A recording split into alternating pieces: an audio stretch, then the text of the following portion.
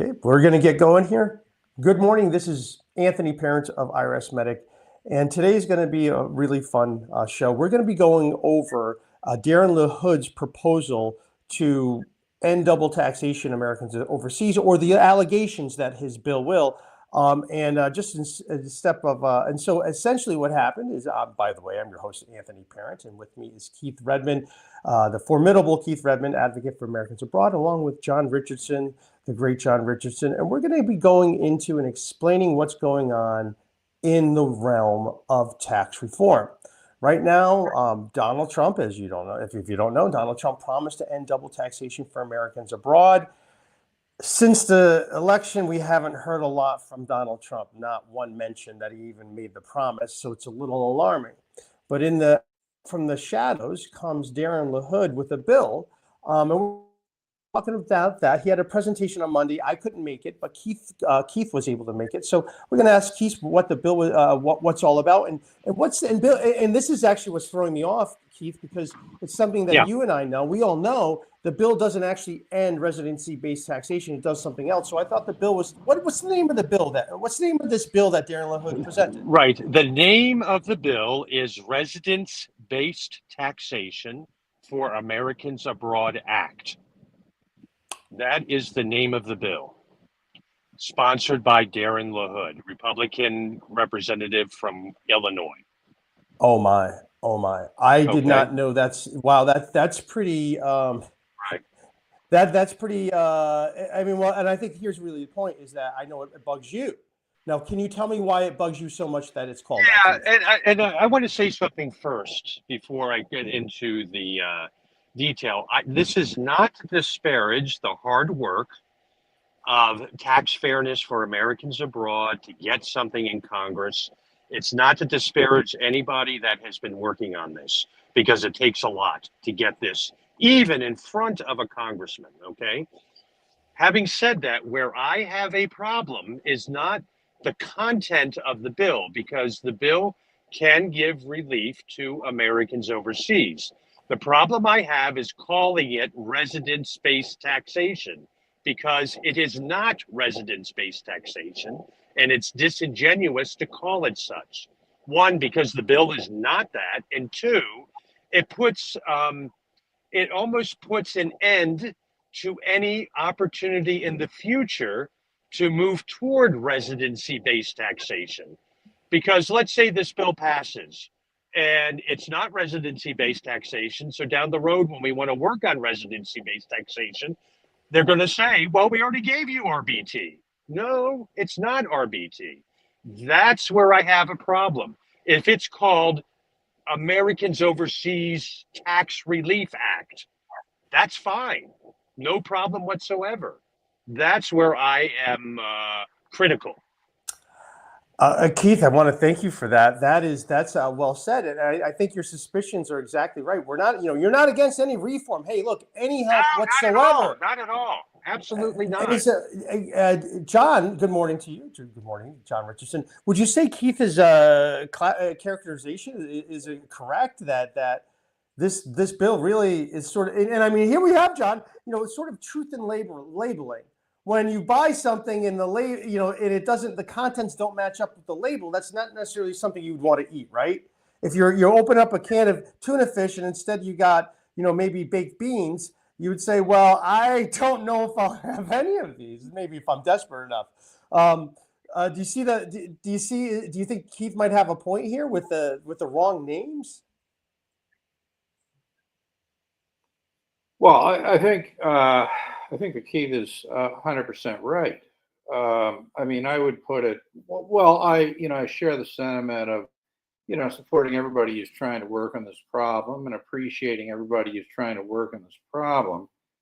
I think it's very, very important to understand that this bill maintains citizenship taxation. What it is a carve out for certain groups of people under certain circumstances, which would not end citizenship taxation. It would move to residency-based taxation.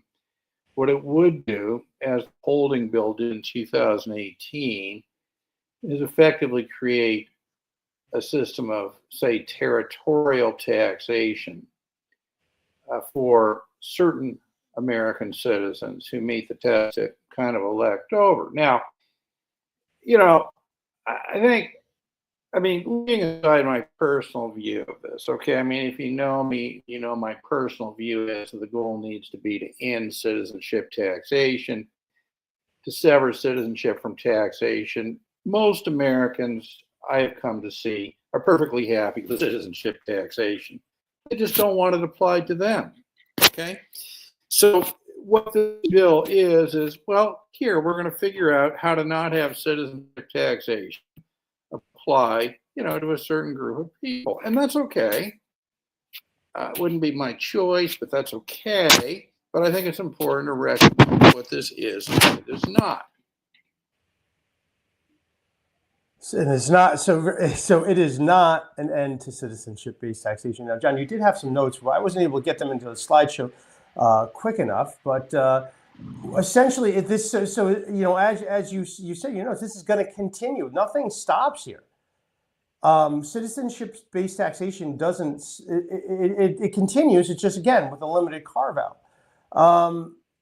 The carve-out would allow you to be taxed as though. Absolutely. The carve-out would allow them to be taxed. Oh, well, I mean, let's keep this.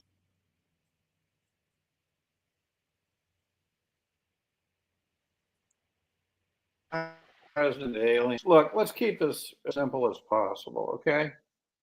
One, in the beginning, God created citizenship taxation, okay? And from that point, there have been movements for various kinds of carve-out, right? Now, Yeah. what I find astonishing about Americans abroad in general, and I think U.S. citizens in general, is their complete and total acceptance of citizenship taxation. Right? What it really is it's simply a reinforcement. It's a specific instance of the meaning of U.S. citizenship, which is that it's a property interest the government has in the citizen.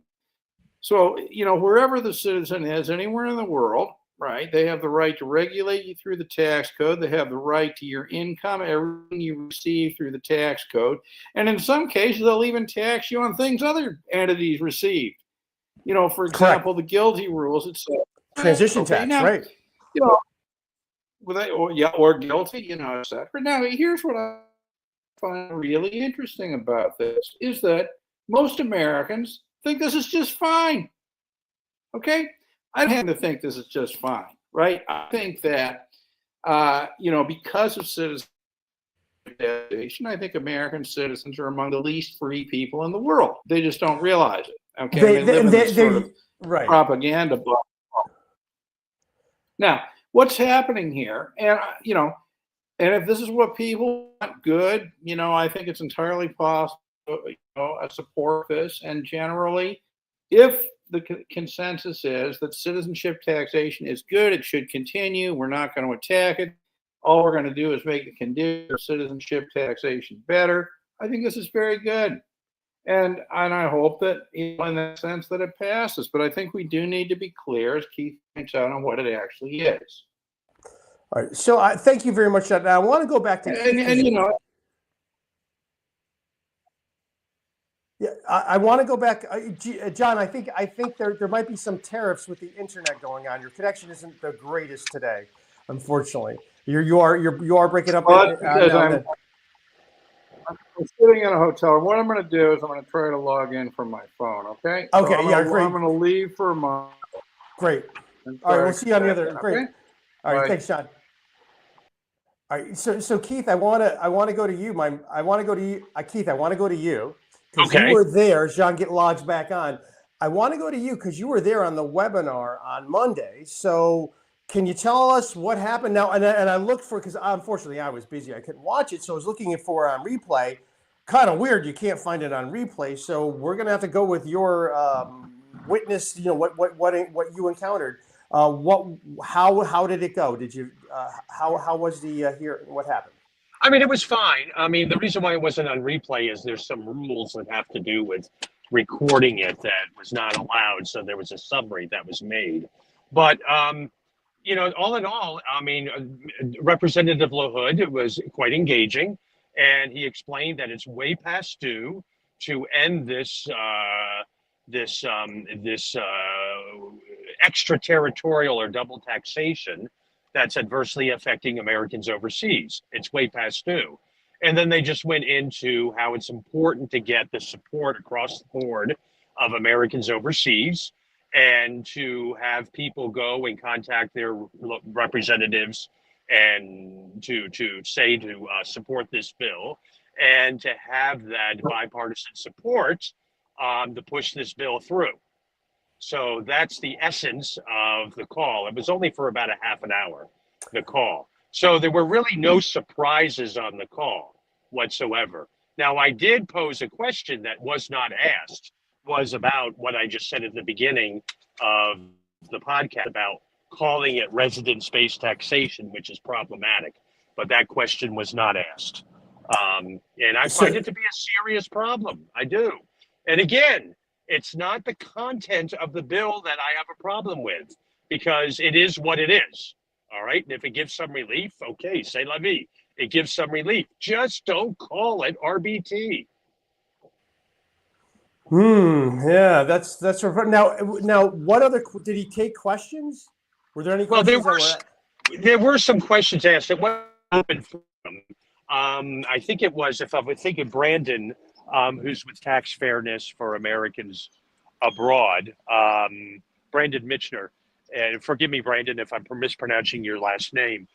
He was asking the questions that were probably submitted on this, and that's what that Representative LaHood responses were about, how it needs to be fully supported by Americans overseas, and it really needs to have that bipartisan support, and to also reach out to your representatives to continually educate on the problems of double taxation.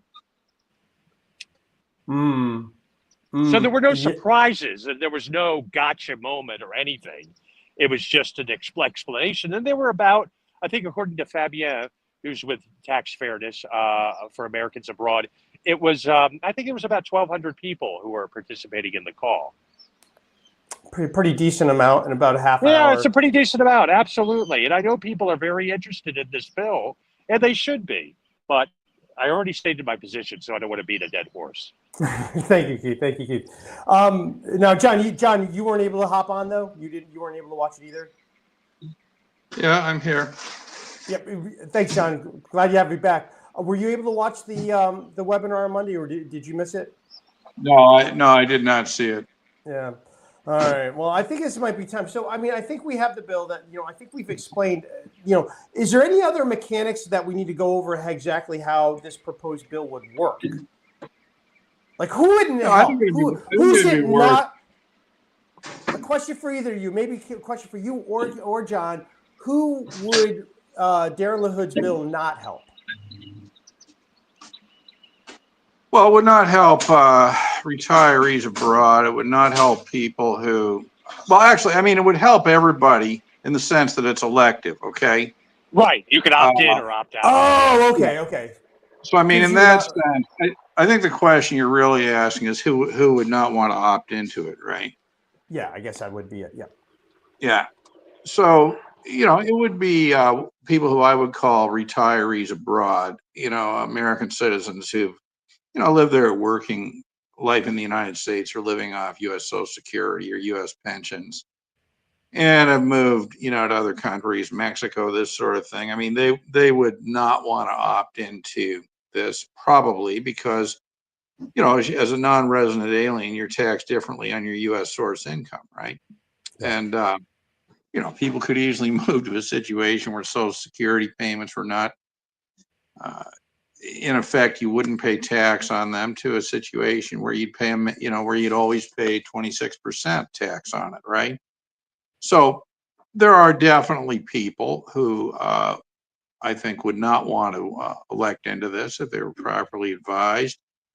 The people who would want to opt into it would be, long-term Americans abroad, whose financial center of gravity is outside the United States. I think we might want to add, though, that, well, though is not a good word. I think we should add that although they be treated as non-resident aliens for income tax purposes, they're still treated as U.S. citizens for estate and gift tax purposes. Oh, yeah. Which is, I think gives them the best of both worlds. I think. So I mean, like, as long as people realize that this is not ending citizenship taxation, as long as they at least understand the very strong possibility that it will reinforce citizenship taxation for good, that's fine. But I think that's what people need to understand here. All right, so I got it. So that you can elect to be treated like a non-resident alien is essentially, so for certain people they would like it, but it is weird. It is weird. Now, I guess some of the things that I'm concerned about is like, well, what about all the, really? And for a lot of people, look, it's the compliance costs to get their tax returns done. They usually maybe not owe a lot to the U.S. government, except in weird years. Sometimes you end up with a sale of a home. You can end up with a high value. You can end up some terrible years, or you take a distribution. But for the most part, what we see for our clients is the tax bill is not the necessarily worry. It's rather the amount of foreign reporting. The amount of foreign reporting that I'm trying to wonder, it's what's going to happen if you have a, say, 5471 filing obligation and you elect in. You would be taxed as non-resident alien, so I would suppose you would no longer be a controlled foreign corporation. But I can't imagine the government would allow that to continue, because you could very easily avoid CFC rules by hiring, by putting an American on that company who is overseas. So there's a big question mark for me. What about all this foreign reporting and CFCs? That's a huge moneymaker for the compliance industry.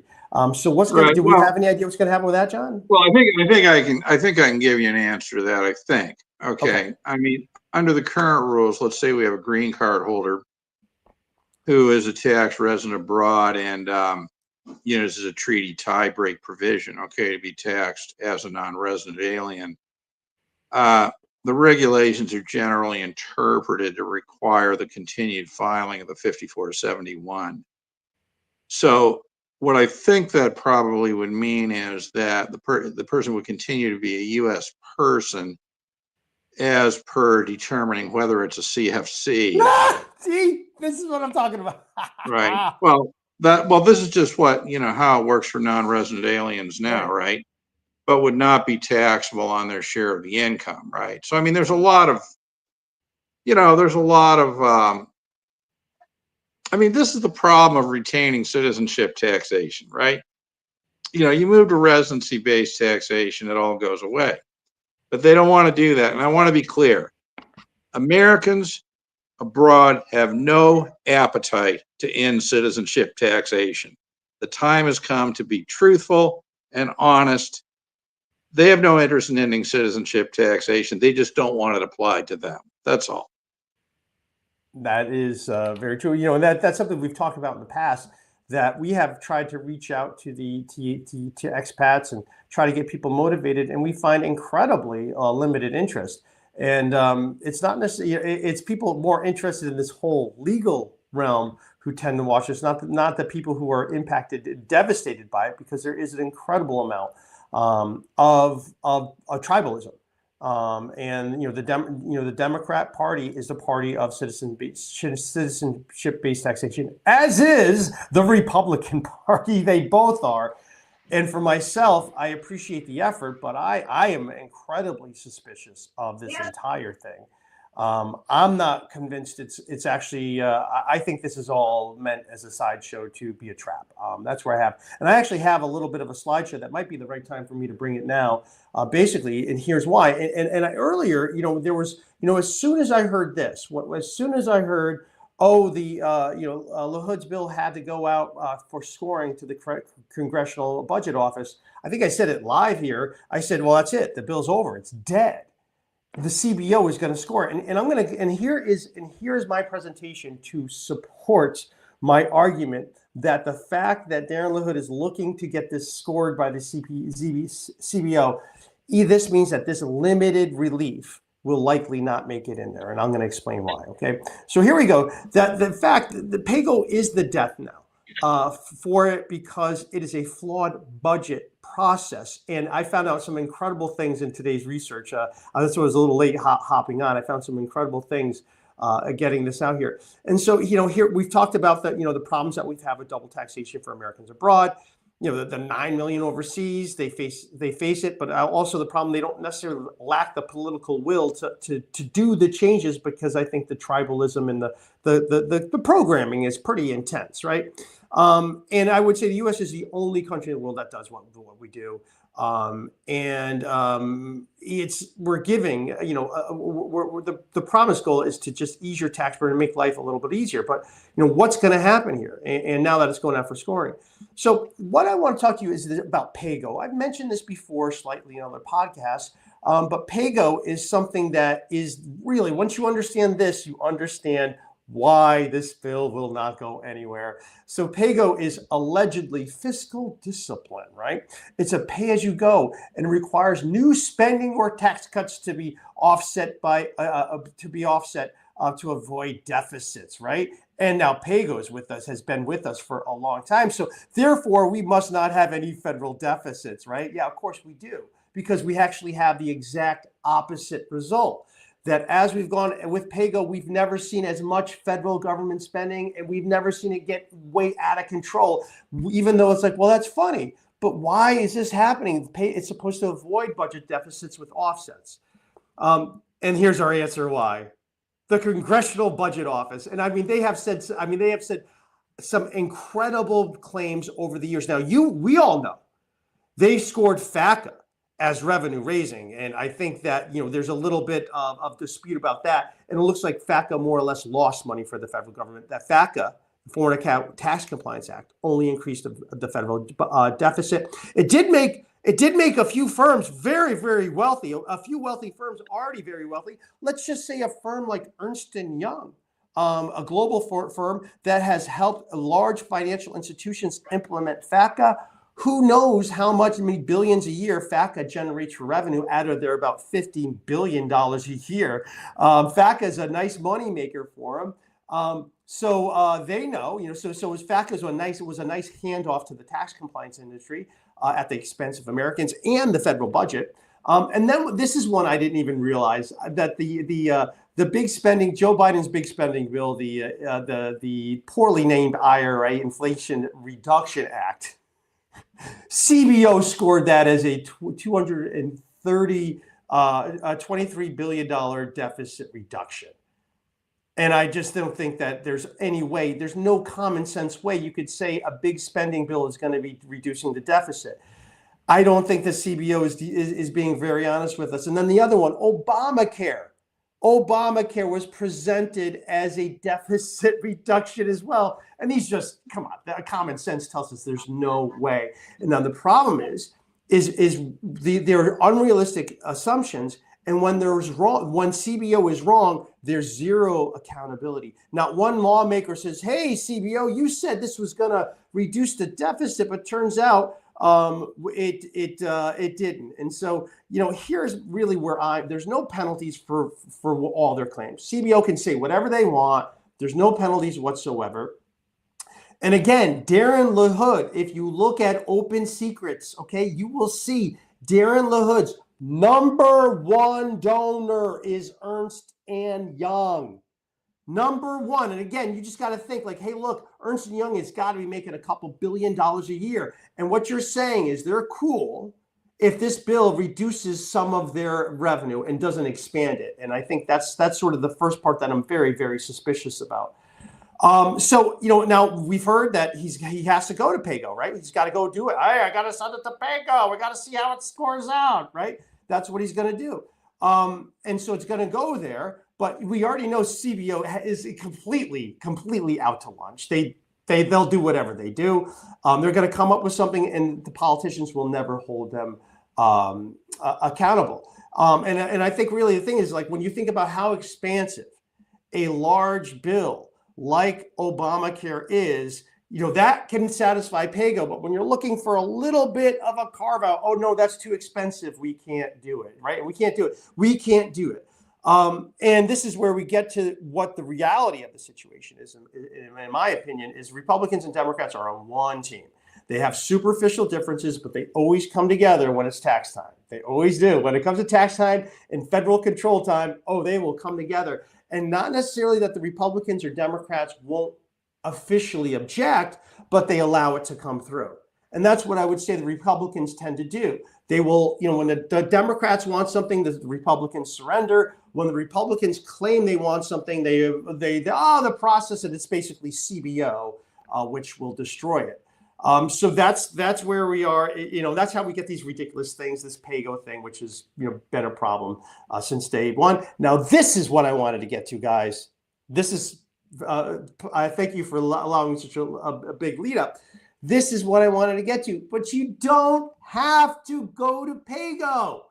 You don't need to. You can say, you know what? This is such an important issue. This is such an important issue, and Donald Trump made it an explicit campaign promise. This is such an important issue, we can bypass PAYGO. And I gotta think Darin LaHood knows that. I gotta think he knows that PAYGO could be avoided. To say, you know what, I want to make, President Trump made this a campaign promise. We have a few different ways we can get around it. We could avoid PAYGO with a majority vote. Like, hey, everyone who wants to vote for this, just like, can we bypass PAYGO? Yeah, we could do that too. So it's incredibly easy. And so here it is, it's going to be the cost of removing this bizarre citizenship-based taxation is too much. And that is why I do believe it's going to come back, that we're going to see it fail, because it's really, CBO will reach any conclusion it wants to. It will reach any conclusion it wants to. It is the final arbiter of all bills, unless the Republicans don't want it to be. But Representative LaHood seems like he wants it to be. And lastly, Donald Trump could easily take care of it right now. If he just got out there to say, hey, look, I made an explicit promise to end double taxation for Americans overseas. We're not going to pay attention to this nonsense. He could end it right now, and he could get this avoided. And those, gentlemen, I think are my... this is my argument that why, in Representative LaHood to score it, to not even seek to bypass PAYGO, tells me it's going to get scored and it's going to fail. So there you go. That's my presentation. So, John, what do you think I was wrong? Well, I think there's absolutely no question that it doesn't have to be revenue neutral. I mean, the whole big, beautiful bill, I mean, everybody agrees is not revenue neutral. So, I mean, obviously, it doesn't have to be revenue not at all. neutral. Wait, you just pointed out the huge point. I went right by. Wait a second. We know that the big, beautiful bill isn't revenue neutral, but now Darin LaHood wants to have his section that hopefully goes in that one big, beautiful bill. Well, hold on a second, guys. My section needs to be revenue neutral. Well, I think that his point may very well be that, you ask yourself, I mean, you may say the Republicans and Democrats are all the same, but the simple fact is that the only bills have been from Republicans, Representative LaHood holding. Nothing has come from Democrats. So I think this may be, an attempt to try to get this sort of bipartisan support that they're talking about, right?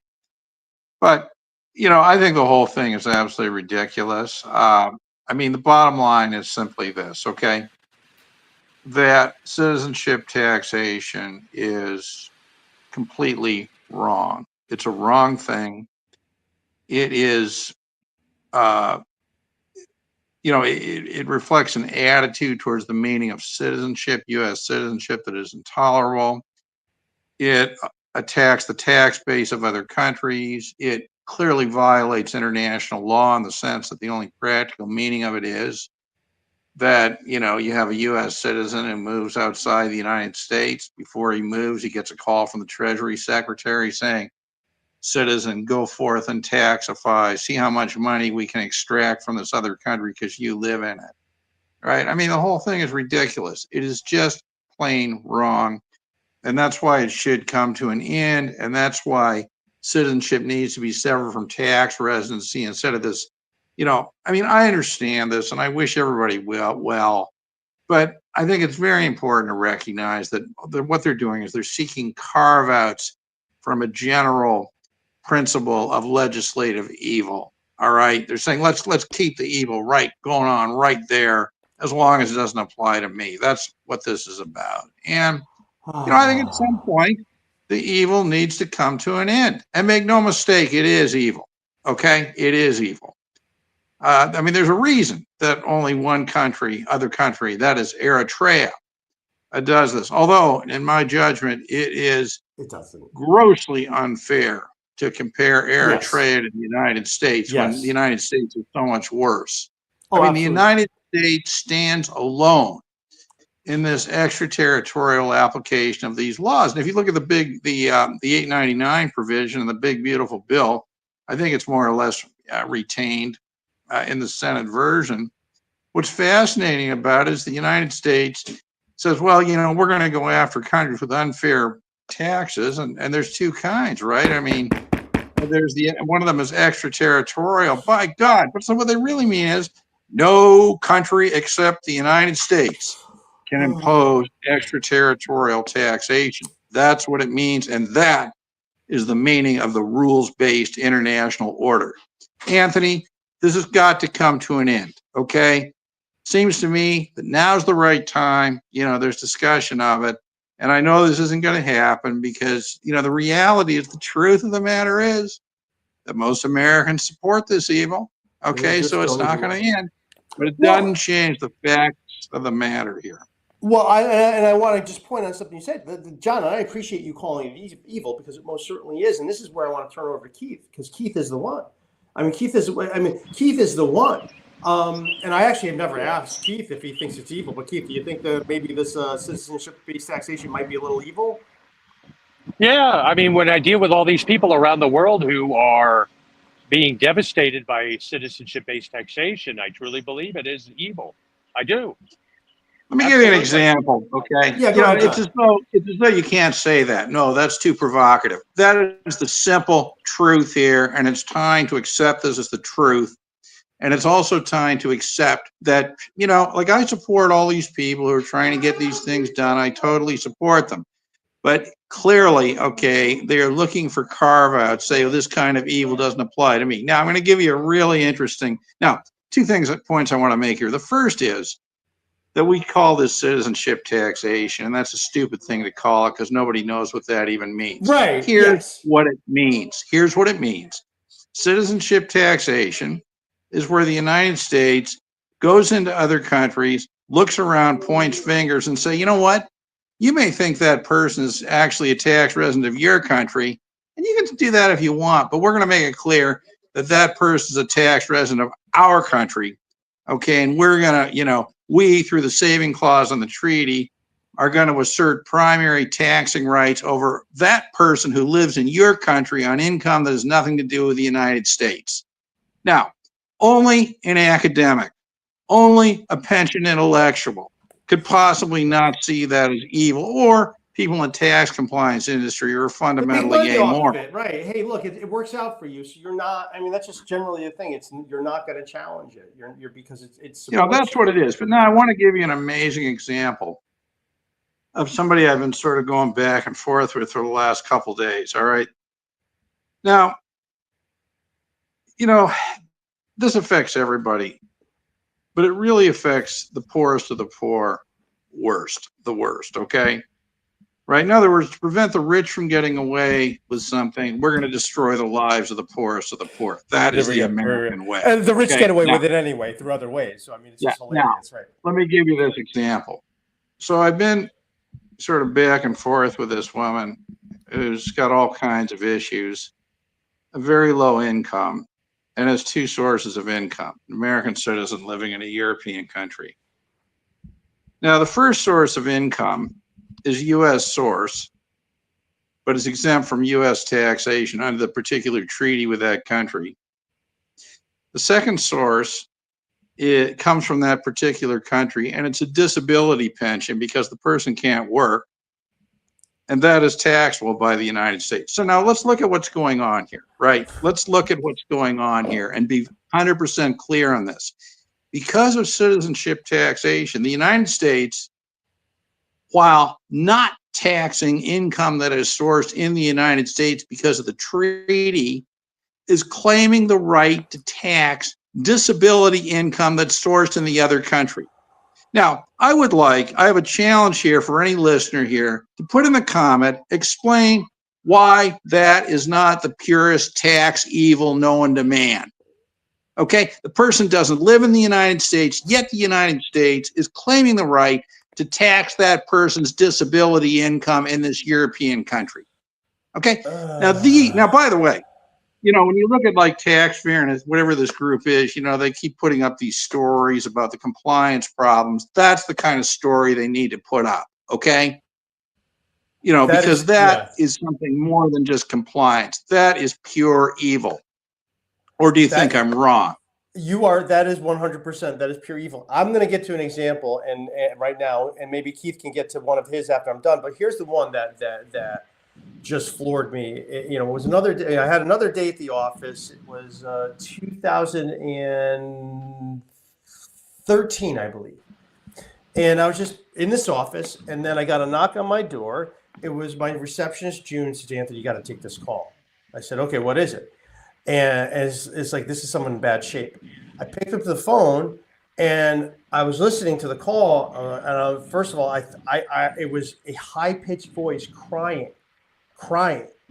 And at first I thought I was talking to a woman because the voice was so high pitched and crying. It was like, no, it was a man I was talking to. And he was telling me what he was doing. It was 10 o'clock here. And I believe, so whatever the time, it was nighttime in Japan. And he said, "I am in my garage right now and I'm about to hang myself." I said, "Okay, why is that?" He goes, "Because I just found out my worldwide income is taxable. I haven't been doing it. And I just read online everything that I'm reading. And I think I'm going to go to jail and be extradited and be ruined and my family be Oh, brother. censored. They're better off if I kill myself." And so, went to action. And by the way, the suicide call is not the first time. As a tax resolution expert, we get a lot of people on the edge, and I did lose a client, unfortunately. And that is the nature of what we do. When you want to talk about pure evil, that someone who, and it's not just the tax, but it's the whole entire tax ecosystem, where you have tax professionals using fear to sell you, like, hey, you need to hire us because you're going to go to jail. Well, someone might take you seriously, and they will. Like, oh my God, I can't go to jail. This is going to be terrible. I'm humiliated.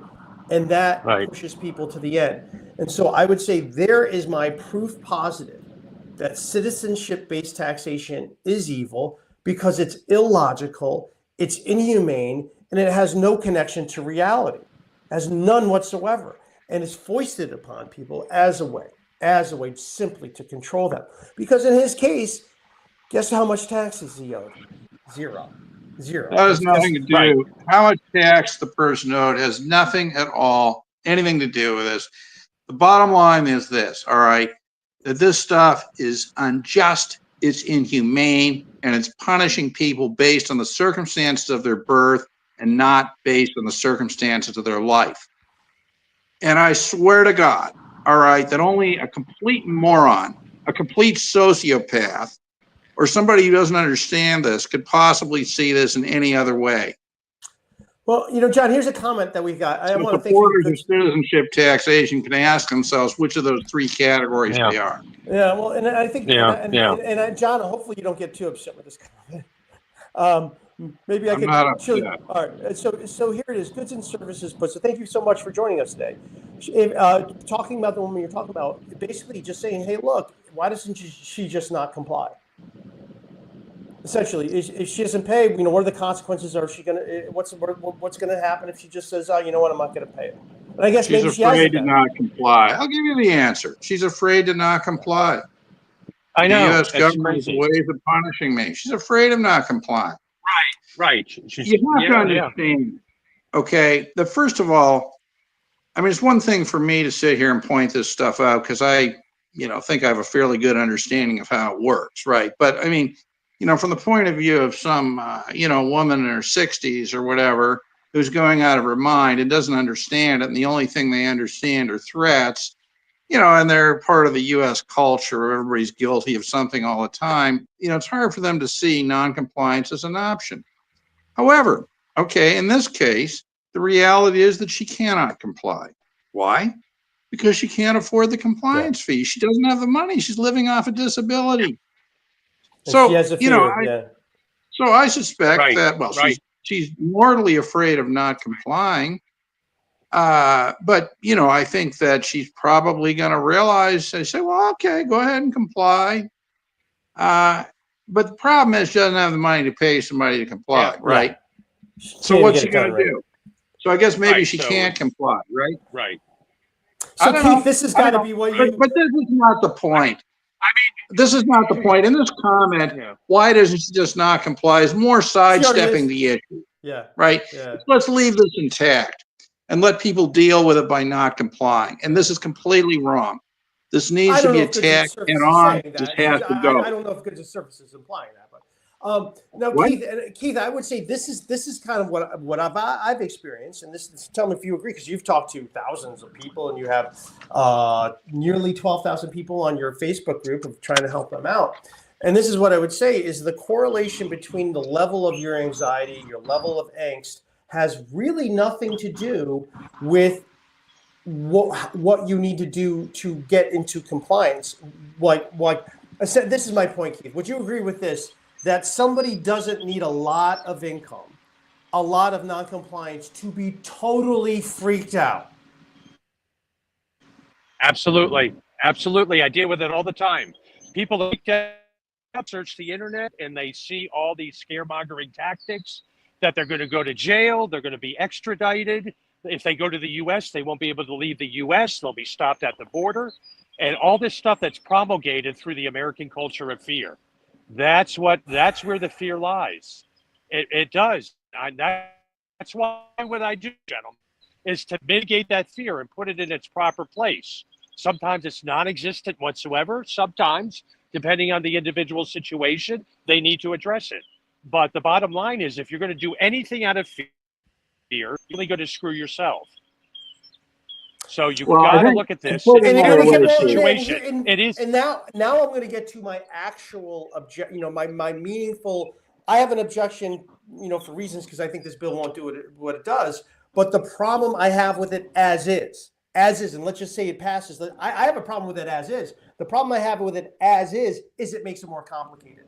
You're making the world's most complicated tax code more complicated, because when you have a carve out, you have an additional inquiry to make. Are you able to do the carve out? And that is what the U.S. tax code is. It's a blanket authority to tax anything they want, anytime they want, for any reason they want. And then what they do is here's what we're not going to do. And that's the whole complication. What the government could do is like, hey, look, we can make this real simple.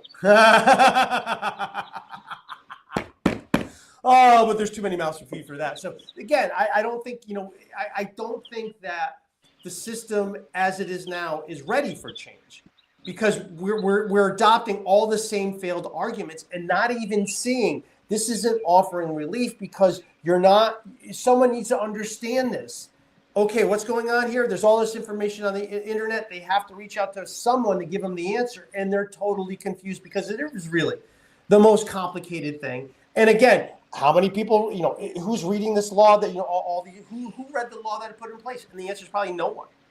And so Congress writes laws, creates laws that they don't read. And they're so complicated. And they go on endlessly. It's just a complete psyop. Someone has to do so much work to figure out, oh, actually, I didn't have to do anything this year. Oh, wow. Okay. That's good to know. And then what happens is like, okay, well, this year I didn't need to do anything. So years go by like, oh no, I don't need to file. But there was a circumstance that changed that did make them need to do something. And so that's the other problem with it. It gives people the false sense that, oh, I'm exempt from it. Well, do you know why? Do you actually know why? And what happens when that factor changes? Right, right. Well, And we're getting an let's example use in an some of the example. comments here. As Yeah, far, yeah, I'm this is a sorry, great one. Yeah. we're getting an example of we're getting an example of some of the comments here about the fear. Aren't the consequences of not complying worse than complying? No, no. It depends on your particular profile and circumstances. And that's what's hard for people to grasp. That's Yeah, let what's me hard add for to people that. to grasp. Let me add to that. Okay, I think this is an important question and an important answer. So, very early on, I realized that so much of this whole issue is an emotional issue. And, if you were to imagine, when I used to do live presentations, I have a blackboard and I draw a horizontal line. And at one end, I would put, sort of, fear of non-compliance. And at the other end, I put the destruction of compliance, right? For people who are turning over everything to the IRS. And Yeah. I'd say, the problem is you can't live with either. Okay, either one of those things is incapacitating. Okay, so True. it's very, very important that you understand the difference between responding to a situation and reacting to it. And too many people react. Okay, they think if I do this, the problem will go away. It will not go away. Okay, the only way this is going to go away is through renouncing U.S. citizenship, which is, I think, what people probably should do regardless of the LaHood bill, or Ooh, whatever. well, that goes right to Avery. Thank you for joining us today, Avery. Yeah, and I think this might. I'm sorry, Perfect. I'm John. John, I respect you, and we've known each other for a long time, but I just need to push back on one part, and please respond to this. I understand what you're meaning as far as non-compliance has its own issues, but from my perspective, it depends on that particular person's profile and circumstances. Because I have, for example, personal friends who have not complied in 5, 10, 15, 20. I have one gentleman I know very well, 35 years, and they're living their lives just fine because of their particular circumstances. So there is a way to not comply. It's not, what you're saying, that at the end of the day, the law needs to be changed as far as extraterritorial taxation. But in the immediate, there are people out there who are just fine with not complying, because by complying, they're going to be financially ruined. Well, that is certainly true. And I that is certainly true. But I would add to that, one of the things that's interesting about non-compliance, as you point out, is it depends on what the non-compliance is. I mean, if there's not a bunch of information returns, if it's just somebody who's not filing a return because they, have enough income to be required to file a return, but they don't owe any taxes, et cetera. I mean, where are the penalties actually coming from, right? I'm not entirely sure on that. Right. And that's a group of people who, certainly if this is explained to them, can worry an awful lot less about it. Now, I think that one thing that might be helpful for Americans abroad in general would be, if they don't know what to do, or if, it's becoming clear to me that there are lots of people who literally cannot afford the cost of compliance in the sense of getting somebody to do the work. There are a lot. Yeah. Yeah. And for people like that, one thing they could do is sort of a middle ground, is live their life in a way, consciously, deliberately live their life in a way that they would not owe any U.S. taxes, so that, if they hit a point where they have to file, well, okay, they don't owe any U.S. taxes. I mean, nobody can accuse them of not paying U.S. taxes or not filing, various information returns. I mean, I think that there's a lot of people out there who probably could, manage a life without keeping balances in bank accounts below the $10,000, et cetera. I mean, there's a lot of people, I think, who could bypass the whole thing. This is my problem. And Keith, I understand. I understand a lot of people go 30 years, 50 years and don't comply and say, hey, look, I'm just not going to bother with this. I'm just going to say no. This is the problem I have. Your risk of something happening isn't zero. It's not zero. It's not zero, but it is extremely minimal. If you are an individual as an American overseas and you have zero financial ties to the United States and have never worked in the United States, have never filed a tax return. Well, I'm contradicting myself. Yeah. Haven't return in 30 years. I deal with these people all the time. They just move forward with their lives. Because But again, and I think the thing is it's that tiny little bit between, nearly risk-free to no risk. It's that little bit, and that's the part that drives people utterly nuts. Right. That is Some the people part, right. Like, even just okay, a tiny sort of Damocles will drive them crazy. And then there's other people where they're like, no, I'm just going to not file, and go. that's it. Just live. Yeah. And that's really that's one of the problems that we have. We've gotten some we got some comments here we'll get to. Vin, thanks so much for joining us. Yeah, I wonder if it's in the big beautiful bill. I don't know what's going to happen with that thing. And that's such a piece of right. I think Sherry's got a little bit better here. This all seem a little bit satanic, all of it, to tell you the truth. I'm with you, Sherry. Thanks so much for joining us today. I do see Andrew joined us, my common law buddy. He is giving me an education. So, and this is something that I found this week because Andrew sent me Andrew had me look at the Revenue Act of 1862 for totally other reasons. And in my pure style, I get distracted by something else I found. And so this is really, I think, just the basis, like how this government went off the rails so many years ago, okay? Because the South claims the Civil War was not fought over slavery, that only 1.5% of the South owned slaves. That's not what it was about. Really, that the war was about ruinous tariffs that the United States government wanted to impose that impacted the South greatly, that basically had the southern states paying for the entire federal government.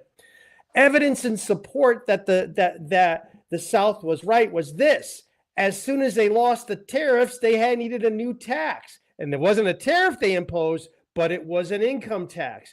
It was an income tax that Lincoln needed to impose, and now this is the point that I was just floored by. This is what's actually in the bill. There is a $20 a year tax on jugglers, on people who juggle. That is, if you are a juggler, you juggle entertainment for a living. There is a $20 tax that imposed on you for the right to juggle. Now, $20 back in 1862 would buy you an ounce of gold. An ounce of gold now is going for $3,000. So just think about that. Now, and this is the other thing that got me when I was looking at this section. Doctors and lawyers also had a license to pay to the federal government for the privilege of exercising their talents. They only had to pay $10 a year. Only $10 a year. And so I think when we look, it's like, look, this started a long time ago. What the federal government started a long time ago, and it uses taxation as a weapon. It's its biggest weapon. It's its most important weapon. So why would the federal government sort of like make their weapon less powerful? By making it expansive and offering limited carve-outs, they stay firmly in control. With that big thing, now their influence becomes important. If you have a horrible tax code and you want to carve out, well, look, that representative that you're talking to, he becomes much more valuable than if there wasn't an abusive tax code. So I think that's the fundamental thing we'll have. Look, it's never going to improve. It hasn't improved.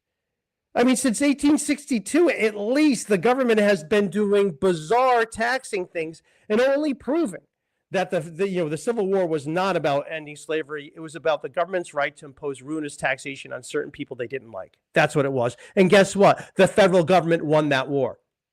And are we better off for it here?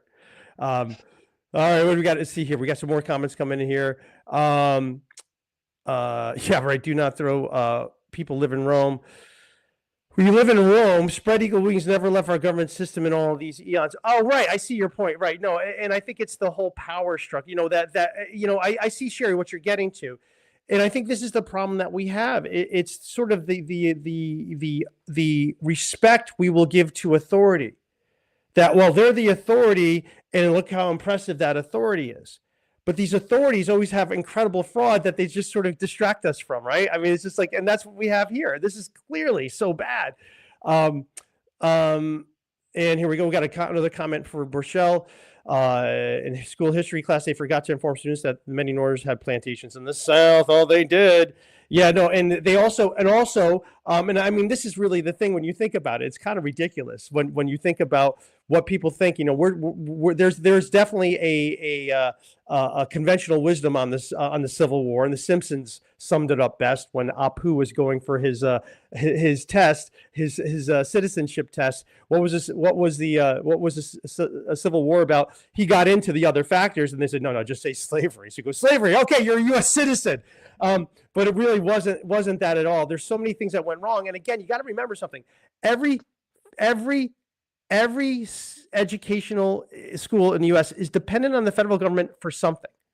And so you really can't expect to get an education in the United States that's going to be fair, that's going to explain what the federal government really is. Now, here's a great question. I'm going to put this over to Keith.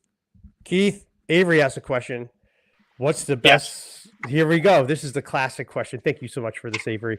Is, in your guys' opinion, what's the best solution route for U.S. expats? So I think I know your answer on this one, Keith.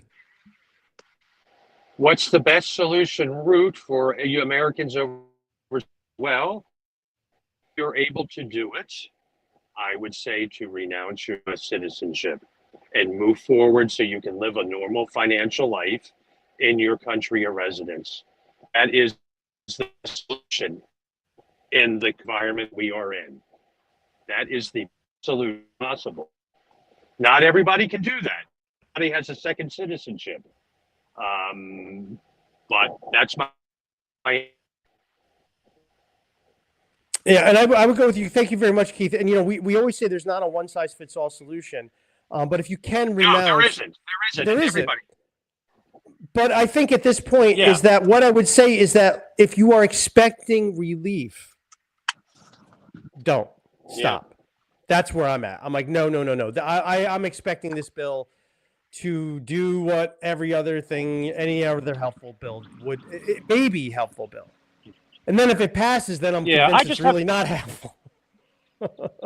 Yeah, I guess I have a different take on the bill for myself personally. Like I said at the beginning of the call, you know, I have no problem if this gives some relief to some people, but just don't call it RBT because it puts the kibosh on getting RBT in the future. So I want to add something here. Yeah, go ahead, John. Okay.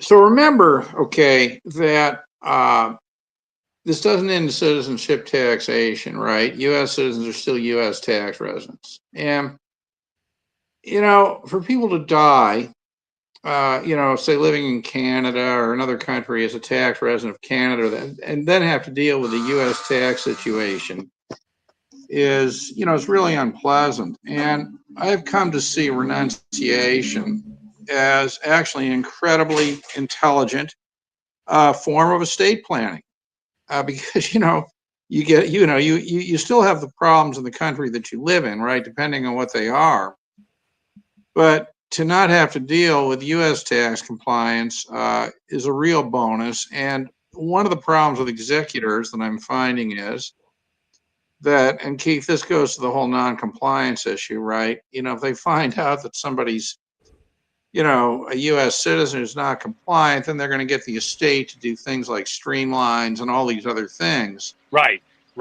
And this could be a gigantic problem. So the point I'm making is that even if we didn't have the long laundry list of problems that we have, I think that, you know, the people over a certain age, whatever that may be, probably should think about renunciation anyway. You know, now, of course, they think about it. Maybe they should, maybe they shouldn't. I mean, it depends on the U.S. assets they have, et cetera. Mm-hmm. But it is enormously helpful to not be a U.S. citizen at the point that you die. Especially overseas. And I mean, those are going to be some issues that we're going to be covering more of, as we've been seeing. You know, a lot of the big issues that we've been seeing have been coming from probate in the states that have not been administered correctly or weren't set up correctly. And I expect that to be the new pain for so many Americans, because the largest wealth transfer of all time is going to happen in the next 30 years. And there's all these complications in there, and younger people who don't have the assets and a lot of the problems are going to be fully aware of just how horrible some of these things are. Not that I might change anything, but I would say I do agree with John. It is if it's something where you can renounce, you've been on the fence for a Right. while, it might make really sense because Yeah. there's really not, if there's going to be some reform, it's something no one in the world is seeing. It's something that's so foundational. Right. It's so foundational. Well, it doesn't. Basically, the reform would be the collapse of the federal government. That's basically what it would create. The reform that's being proposed, right, in something like the LaHood bill has nothing to do with the dying situation. Now, it's funny. I wrote a blog post I finished this morning. Look at this big, beautiful bill. That $8.99 tax. That's now a new consideration whether people should renounce. Because remember, if they transition to non-resident alien status, they may be hit with that, that $8.99 tax on a U.S. source. I mean, ideally, you want nothing to do with the United States, period, if you don't live. Right, and that's why. I just realized. That's why I tell people, yes, the fee to renounce is a lot, but tell people to look at it as what the future value is in investing that money today in your future, because it'll pay for itself over time. Oh my God! The fee to renounce $2,350 today. Yeah. Listen, it's a bargain. It's actually a bargain. I mean, they could raise the price tenfold, and it wouldn't. I mean, I would say like GoFundMe. Like if you're a U.S. expat, hey, just put a GoFundMe on your Facebook to say, explain to people, like, look, and really there it is, and you can put a GoFundMe up to raise the money, and explain the situation to your friends and see if anyone will help sponsor you. A little bit for that. I mean, I've seen people actually try that. But here's the thing, okay? People, they see renunciation in incredibly narrow terms, right? Doesn't mean I'm no longer a U.S. citizen, okay? But they don't understand it in terms of this whole other set of issues, right, that matter so much. And it is interesting how, at least it's fairly clear to me, that if this $8.99 tax goes through, because U.S. citizens and green card holders are exempt from it, it may create disincentives to renounce, right? So in other words, people have to choose between punitive taxation on their non-U.S. source income versus more punitive taxation on their U.S. source income. Yeah, right. And that's I've not seen any discussion of this. As far as I know, the post I wrote is the only thing that's even sort of ventured into this area. Yeah. I see there's a question we have for a question. me. Hey, Keith, Borchell has a question for you. Why is it that, it doesn't actually matter? If you're a U.S. person, it doesn't matter if you live in a high tax or low tax country. It might not. And I agree with Borchell on this 100%, that he's right. But can you explain why this doesn't really matter, that, whether you're in a high tax or low tax country oftentimes? Well, I mean, I'm just trying to understand his question. Obviously, living in a high country, you can certainly apply the foreign tax credit, but keep in mind, that's earned income. That has nothing to do with unearned income at all. No. The foreign tax credits apply to foreign tax credits apply to all different types of income. It's the foreign earned income exclusion that only applies to earned income. And it's really the point. But I've had situations. But I've had situations, and I use France for an example, is that you can invest in financial products in France that are, how do you say in English, tax deferred products, okay? Mm-hmm. But they're not recognized by the IRS. Right. Therefore, they're not tax deferred products. They're actually doubly taxed going in and coming out. Right. So that's where you can't apply anything to it. That's what I'm saying. I think the point, the point that is made is that don't worry, that it doesn't matter where you live as an American, you're going to be paying high taxes. Right. So essentially, it's like either you're going to be paying high taxes to France, or if you're in a lower tax country, you'll be paying taxes to America. To the U.S. Yeah, exactly. So it actually doesn't matter all that much, essentially, where you are. At the end of the day, right. Great question. Oh, I love this, Avery. Thank you so much. Should I wait to renounce if I'm expecting an inheritance from my parents? John, what would you say? And we're assuming your parents are U.S., by the way, right? Right, Avery? I think So that's a assuming logical assumption. Yeah. I mean, we can answer the question both ways. We can answer the question both ways. Hey, let's assume an American parents or non-American parents. Johnny, would you want to take the first crack at Well, that? I mean, if the person is sure they're going to renounce, if they're sure they're going to renounce, I think the question is whether the inheritance will put them above the 2 million net worth thing. Yeah, Avery, you might want to do it now. The Well, greater maybe. risk is doing it now Right. than Because if waiting. you're above the $1 million, Yeah, but right. Because if don't you're above the forget- $2 million threshold, you can't. Yeah, but don't forget also that the question is, what are the assets that are being inherited, right? Because, I mean, let's say that if you're inheriting a bunch of U.S. assets, right?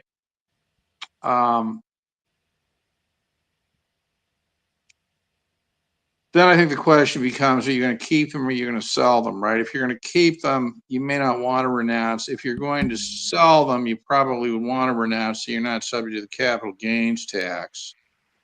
I mean, it really depends completely on your circumstance. I mean, you need to create a notebook that, one, outlines what the assets are, two, outlines your own net worth and family circumstances. Do you have U.S. citizen children, et cetera? Three, what's the country you're living in that may have treaties to impact that? I mean, there's no way to get an answer to that in a general sense, right? Yeah, And John, and a big thing right there. John, Yeah. what I hear from you, sorry, John, what I hear from you also is it depends on how that inheritance is structured, correct? It all depends on how that inheritance is structured by the parents.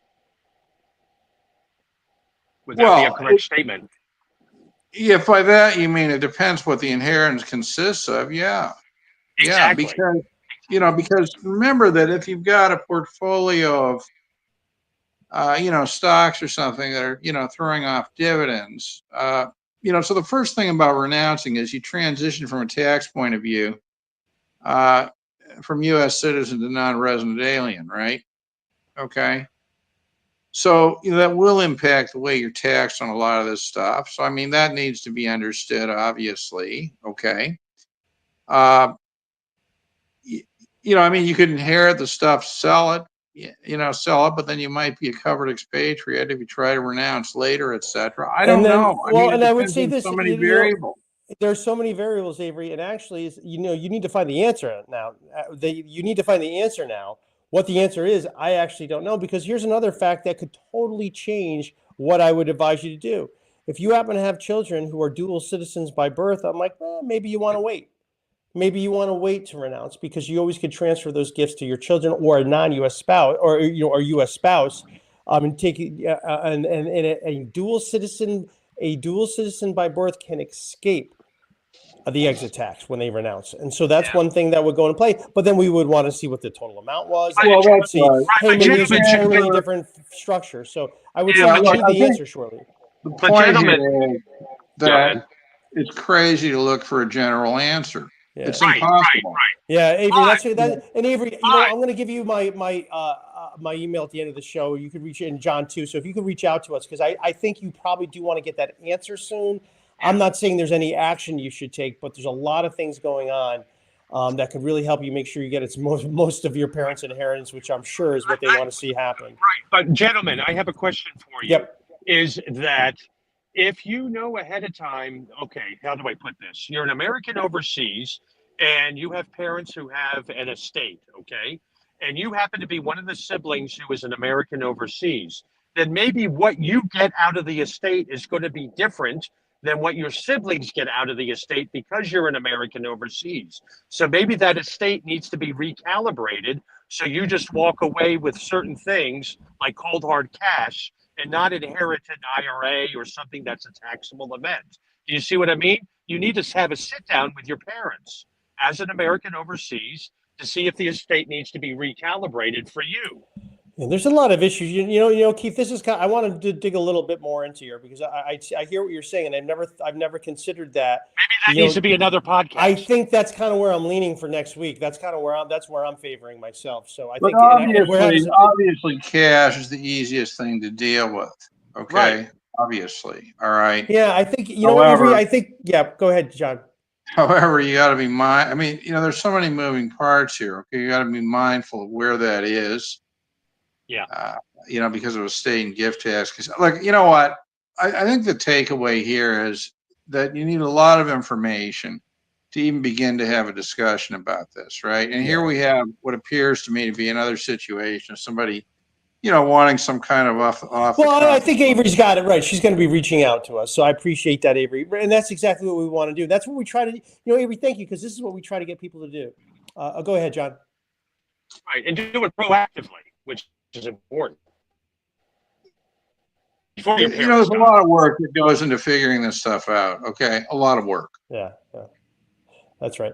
All right, and I think we have. All right, thank you, Burchelle, for joining us. All right, I think we got it wrapped up, and I'm wondering if a U.S. inheritances and U.S. expats podcast would be, I think, really would be wonderful to do, to go over some of these issues that we've talked about a little bit more in detail. I think there's some real need. So with that, I think we're ready to conclude here. So I always like thanking the great John Richardson and the formidable Keith Redmond for joining us and getting this content going. And we got some great new viewers today, which we always appreciate.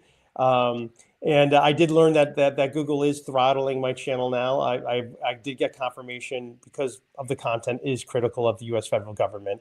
It's not just me. How do you know that? Yeah, there's a lot of content creators just like me who've gotten their channel throttled. It's pretty obvious. And what does it mean, though, for it to be throttled? What does that mean exactly? Yeah, what Google, does that mean? What that means is that when you have a video that performs very well, Google won't show it, and they hide your content, so no one sees it. Yeah, no, wow. and I've like, look, I mean, it's so obvious what they did. When I saw, I would get, even, I wasn't even like working on the channel for years. I just was on old content. I would get easily, 100 views a day when I wasn't even doing anything. And then let's just say that over, in November, I was getting like 50,000 views a day.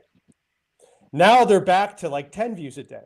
And the content's never been better. So, and I did suspect it. And then I did read online that, there's a whole effort by YouTube to throttle the content of people critical of the U.S. government. So if you're getting out there and sharing it, helps us overcome that Google bias against getting the truth out. So please, we got to stick together and get this out. Want to thank everyone for joining us. Go ahead. Sticking together, okay. I think it's important that we end with a comment that is something like this, okay? At least speaking for myself, and I'm presuming for the two of you as well. I support everybody who's working for relief for Americans abroad, every person, every organization, every initiative, okay? Even if I would not necessarily have done it, conceived of it in that way myself, right? And, and therefore I hope and encourage, the success of the LaHood bill and any other, initiatives that may come along the way. And I think it's important, sort of thinking about this morning, that as Ronald Reagan once said, we can accomplish anything if we don't care who gets the credit. So I really think it's important that everybody who's involved in this struggle sort of appreciate everybody else and work together to get something or other over the finish line. Okay. So that's sort of, what I have. Thank you, John. Thank you for that. Thank you for your remarks, John. And I do want to just say, if you are thinking about renouncing, who better than the great John Richardson? You could reach out to him. And John really gets deep into this. You are not a number. And you got to understand that when you go into some of these large firms, and, we're not going to get into the ones you got to really avoid.